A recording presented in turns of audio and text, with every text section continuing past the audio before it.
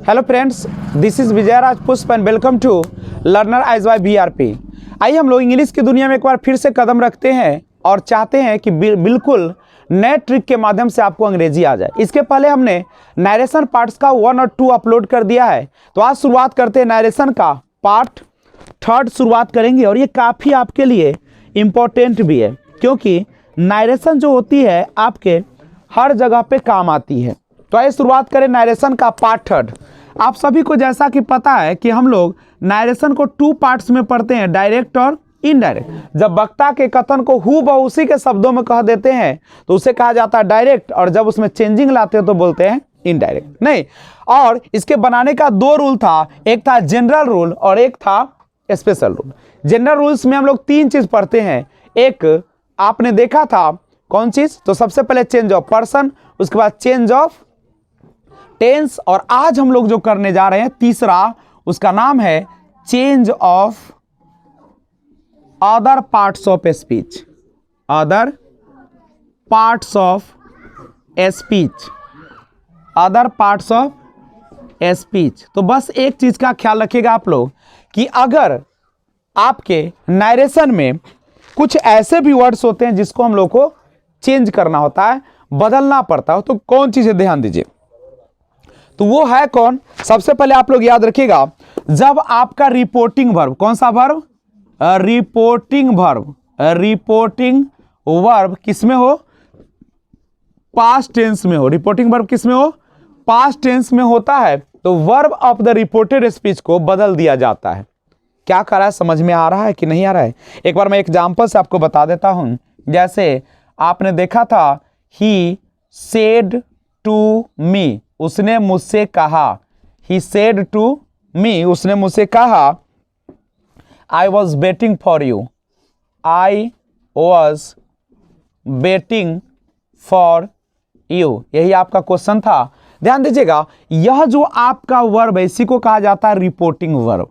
Reporting verb के नाम से यह जाना जाता है।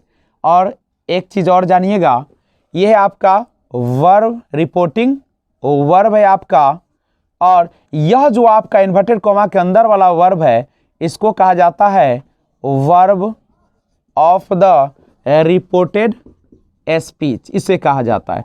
जब कहता है कि अगर रिपोर्टिंग वर्ब पास्ट टेंस में हो, रिपोर्टिंग वर्ब किस टेंस में हो, पास्ट टेंस में हो, तो आप इसके टेंस को भी बदलते थे। याद आ रहा होगा आप लोगों को, नहीं? जैसे आपको वॉज वर्ब लगा रहे तो आपने देखा था हैड बीन का प्रयोग किया जाता था। लेकिन अब कहता है कि change of other parts of speech, जब रिपोर्टिंग वर्ब पास्ट टेंस में हो, जब रिपोर्टिंग वर्ब पास्ट टेंस में हो, तो आपको एक भी चीज, दोनों रूल याद रखना है। चेंज ऑफ पर्सन भी याद रखना है और चेंज ऑफ टेंस भी याद रखना है। तो अब हम लोग देखते हैं इसमें कि कौन सा हमें पढ़ाई करनी है। तो आइए स्टार्ट करते हैं। Change of other parts of speech के अंतर्गत हम लोग क्या अध्ययन करेंगे। तो सबसे पहले इसके अंदर जो अध्ययन होगा यह होता है, कहता है कि जब रिपोर्टिंग वर्ब पास्ट टेंस में रहता है तो रिपोर्टेड स्पीच में जितने भी निकटता सूचक शब्द होते हैं वे सब के सब इनडायरेक्ट स्पीच में दूरी सूचक में बदल जाते हैं। कैसे? अगर आपको सेंटेंस में लगा हो दिस, तो आप क्या लगा दीजिएगा, दैट। दीज लगा हो तो दीज को क्या लगा दीजिएगा, दोज में बदलिएगा। हेंस लगा हो, HENC, हेंस लगा रहता है तो उसे हम लोग देंस में बदल देते हैं। हेंस को किस में बदल देंगे, देंस में। नाउ लगा रहता है तो उसको THEN, देन में बदलेंगे। अगर THUS, 10 लगा हो तो इसको किस में चेंज करेंगे, शो में। और टुडे लगा हो, क्या लगा हो, टुडे लगा हो तो उसको चेंज कर देंगे दैट डे में। किस में चेंज कर दीजिएगा, दैट डे में उसको हम लोग बदल देते हैं। तो ध्यान रखिएगा, ये सब आपको याद करना पड़ेगा, ठीक है? उसके बाद और चीज देखिएगा, अगर आपको यस्टरडे लिखा रहे, आपको यस्टरडे लिखा रहे डायरेक्ट में, किस में लिखा रहे, डायरेक्ट में अगर यस्टरडे लिखा हो तो आप इसको चेंज करेंगे द डे बिफोर में। द डे किस में, बिफोर में चेंज करेंगे। और the previous day, the previous day में बदलेंगे। और क्या कीजिएगा, उसके बाद ये हो गया आपका। अब सुनिए, द डे बिफोर एस्टरडे लिखा रहे, द डे बिफोर एस्टरडे मतलब क्या होता है, द डे बिफोर एस्टरडे यानी एस्टरडे से एक दिन पहले, तो कै दिन पहले हो गया, आज से 2 दिन पहले हो गया, तो लिखेंगे 2 days बिफोर, 2 days बिफोर का प्रयोग करेंगे। उसके बाद अगर लिखा रहा है टुमारो, क्या लिखा रहा है, टुमारो लिखा रहे, तो जब टुमारो लिखा रहेगा तो क्या कीजिएगा, टुमारो माने अगला दिन, तो क्या हो जाएगा, द नेक्स्ट डे का प्रयोग करेंगे, द फॉलोइंग डे का प्रयोग करेंगे, द फॉलोइंग डे का प्रयोग करेंगे। ठीक है, अगर नोट्स बनाना है तो बनाते भी चलिए।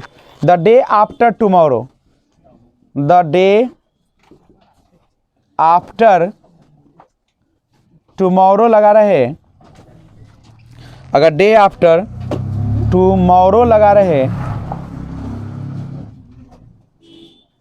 द डे आफ्टर टुमारो लगा रहे, तो इसके लिए बनाइएगा in 2 days time, in 2 days time लगाइएगा, in 2 days time.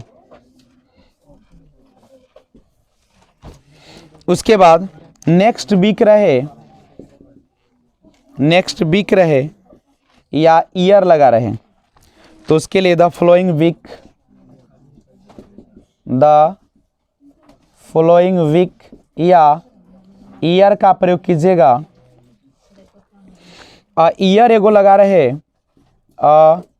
Year ago लगा रहे, तो इसके लिए करेंगे ईयर बिफोर का प्रयोग कीजिएगा या द प्रीवियस ईयर का प्रयोग करिएगा, प्रीवियस ईयर का प्रयोग करेंगे। करेक्ट है। ये सारा जो है आपका चेंजिंग का रूल है, ये सारा आपके दिमाग में क्या होना चाहिए, बैठना चाहिए। और इसके बाद हम लोग देखेंगे कि नरेशन को कैसे इन शब्दों की मदद से बनाते हैं। तो सबसे पहले स्क्रीनशॉट ले लीजिए आप लोग। तो ध्यान दीजिए कैसे हम लोग क्वेश्चन इससे रिलेटेड बनाएंगे। जैसे एक क्वेश्चन है, she said I am glad to be, I am glad to be here this evening, here this evening। देखिए यह हमारा क्वेश्चन है, गौर कीजिएगा बच्चे लोग। अब आपको देखना है कि जो लिस्ट मैंने दिया है, बोर्ड पे ध्यान रखो, जो लिस्ट दिया है उसमें देखो एक हेयर का प्रयोग किया गया है और दिस का प्रयोग किया गया है, यही ना। पहले जो बनाते आ रहे थे उस रूल को आप फॉलो करेंगे। जैसे बनाते हैं सी, यहां पे देखिए सेड के बाद अगर ऑब्जेक्ट ना रहे तो सेड ही रहेगा। दैट फर्स्ट पर्सन किसके अनुसार, सब्जेक्ट के अनुसार। रिपोर्टिंग वर्ब अगर पास्ट टेंस में सेड का प्रयोग किया गया हो तो आप क्या करते हैं, इसको ईजेएमआर को वाज वर्ब में चेंज कर देते हैं। ग्लैड टू बी, हेयर का क्या करते हैं, देयर, लिस्ट देखिए। और दिस का क्या करते हैं, दैट करते हैं। और इवनिंग, यही ना है आपका, कुछ नहीं, सबका सब सेम रूल है। केवल आपका जो मैंने लिस्ट दिया है वो टुडे का दैट, डे हेयर का देयर, हेंस का देंस, नाउ का देन, वही आपको लागू करना है। एक और एग्जांपल देता हूं, आप समझदार भी अब हो गए हैं इसलिए ज्यादा एग्जांपल देने की अब जरूरत नहीं है। जैसे एग्जांपल लिखा है कि the girl said to me, the girl said to me, ध्यान दीजिएगा, I shall meet you, I shall meet you next month. अब तुमको ध्यान में रहना चाहिए, याद रहेगा तभी तो ध्यान में रहेगा ना। अब यहां से देखिए, ये मैंने वर्ड दिया है नेक्स्ट मंथ का, नहीं मैंने कहा था कि नेक्स्ट मंथ को बदलना है किस में पता है, द फॉलोइंग मंथ में। कैसे बनाइएगा, बनाइए दी गर्ल सेड को किस में बदलेंगे, टोल्ड के साथ टू नहीं लगता है, me. That first person subject girl है, गर्ल के लिए क्या आ जाएगा, सी। और यहाँ पे सेल और बिल का प्रयोग होगा, आई और बी में सेल, अब बच गया सब में विल, तो ये सेल बिल किस में चेंज हो जाएगा, would. Meet you second person object के अनुसार, मी है, यहाँ भी ऑब्जेक्टिव केस है, मी। यहाँ पे देखो मीट के बाद ऑब्जेक्टिव केस है ना, तो मी, यहाँ भी ऑब्जेक्टिव केस मी का, तो मी का ऑब्जेक्टिव केस मी ही होता है। नहीं, और नेक्स्ट मंथ का क्या हो जाएगा, द फॉलोइंग मंथ होगा। तो मैं आशा करता हूं कि आपको किसी भी प्रकार की परेशानी इस तरह के सेंटेंस को बनाने में नहीं होगा। क्यों? क्योंकि सारा रूल वही है, अंतर केवल क्या है कि जो लिस्ट दिया गया है वह क्या करना है, उसको लिख देना है। ठीक है, अब एक बात और समझिएगा, अगर वक्ता के साथ अभी मौजूद हो, ध्यान रखिएगा बच्चे लोग, अगर वक्ता के साथ अभी मौजूद हो, समझ रहे हो बात को, जैसे तुम बोल रहे हो और उसी समय वह चीज क्या हो, मौजूद हो, तो आप दूरी सूचक शब्दों को नहीं बदलेंगे। जो अभी लिखा है ना, दिस का दैट, दिस का दोज, नाउ का देन, वो नहीं बदलेगा। कब नहीं बदलेगा? जब वह बोल रहे हैं और उस समय क्या हो, अभी भी मौजूद हो। जैसे देखो एक एग्जांपल से, गलत मत कर देना, जैसे रहेगा ही सेड, उसने कहा this is my table, this is my table. उसने क्या कहा कि यह टेबल किसका है? अभी पता हो, देखने से भी लग रहा है ना, क्या लग रहा है कि यह टेबल मेरा है, मतलब दिखा रहा है ना, हाय अभी उसके बोलने के समय। तो आप क्या लिखेंगे, he said that this was my table. आप दिस का दैट नहीं कर सकते। आप दैट क्यों नहीं किए? चूंकि जिस समय वक्ता बोल रहा है उस समय वह चीज है कि नहीं है। तो समझ रहे बात को? तो जब वक्ता के बोलने के समय वो चीज सामने हो तो चेंज नहीं करेंगे, लेकिन ऐसा बहुत कम देखने को मिलेगा। क्या कोई दिक्कत है क्या? एक बड़ा इंपॉर्टेंट चीज है, कभी कभी ऐसा भी होता है कि सेकेंड पर्सन का काम लगता है लेकिन ऑब्जेक्ट ही नहीं रहता।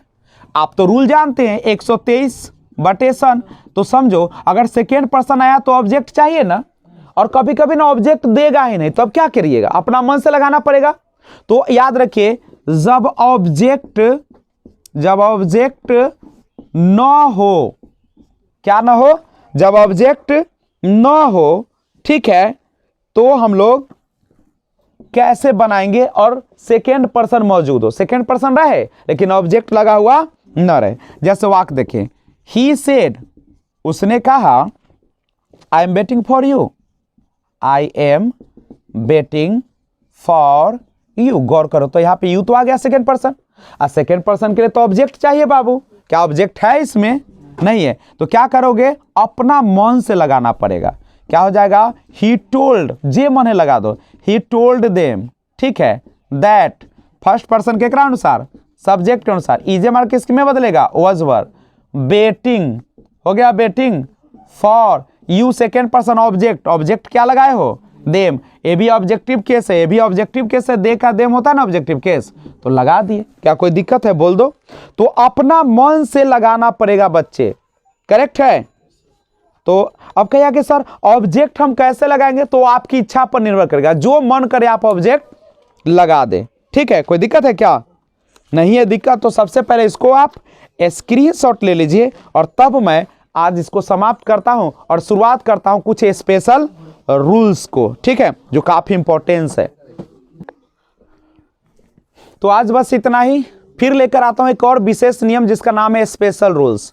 अभी तक हम लोग देख रहे थे जनरल रूल्स, जिसका ये पार्ट 3 था, और मैं पार्ट 4 से स्टार्ट कर रहा हूं स्पेशल रूल्स, जिसमें देखेंगे इंट्रोगेटिव सेंटेंस का वाक्य कैसे बनाया जाएगा इनडायरेक्ट में, और उसके बाद आप WH क्वेश्चंस का देखेंगे, उसके बाद इंपरेटिव सेंटेंस का देखेंगे, और उसके बाद एक्सक्लामेटरी सेंटेंस जो होते हैं उसका देखेंगे। तो अगर चाहते हो कि आपको वीडियो ऐसे मिलते रहे, तो सबसे पहले आपको वीडियो अच्छा लगा है तो इस चैनल को लाइक कर दे और सब्सक्राइब कर दे अगर आप नए व्यूअर्स हैं, और बेल आइकन कॉल पे प्रेस करें, जिससे कि आपको जब भी वीडियो अपलोड करें सबसे पहले आपको नोटिफिकेशन मिले। और विशेष वादे के साथ कि अगला पार्ट जल्द आ रहा है। तब तक take care, bye bye, thanks for watching.